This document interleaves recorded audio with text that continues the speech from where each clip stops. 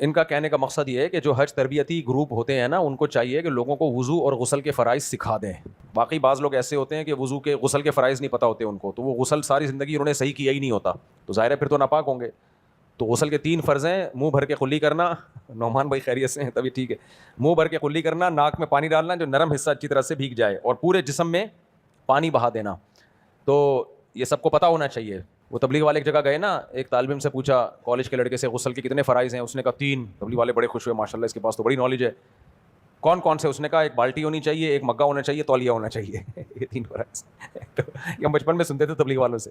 तो मुँह भर के कुल्ली, नाक के नरम हिस्से में पानी, और पूरे जिस्म पे पानी बहाया जाए। और ये काम कब करना है? पहले नापाकी को दूर कर लिया जाए, जहाँ गंदगी लगी हुई है उसको पहले साफ़ किया जाए, उसके बाद ये 3 काम करने हैं। एक बात और साहब, जैसे लोग ये समझते हैं कि जो शादीशुदा है वो हम इस्त्री करता है वही नापाक हुआ। एक नौजवान है जिसकी शादी नहीं हुई, उसका इतलाम हो गया, तो वो भी तो नापाक है। हाँ। उसके ऊपर भी वही फ़राइज़ जी, जी, होते हैं। बिल्कुल। नाइट फॉल होने से भी गुस्ल उसी तरह फ़र्ज़ होता है।